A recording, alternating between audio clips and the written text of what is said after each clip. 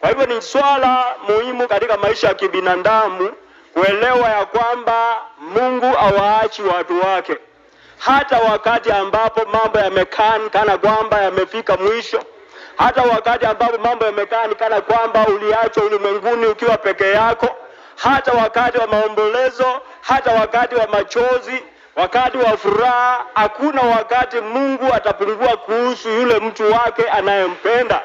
Wakati ambapo walifika katika bahari ya Shamu, wana wa Israeli walikuwa katika hatari ya maadui waliofuata nyuma, na pia mbele zao hakukuwa na njia ambayo wangaliweza kupita. Na hivyo kama mwanadamu walisema maneno mingi na kusema ya kwamba tumeangamia, tumetoka Misri, tumeokoka bure, tunaenda kuzama, tunaenda kuangamia. Lakini bila shaka, maana Mungu alikuwa pamoja nao, njia ilipatikana, wokovu ulipatikana, aliwapigania, hawakuona wale maadui tena.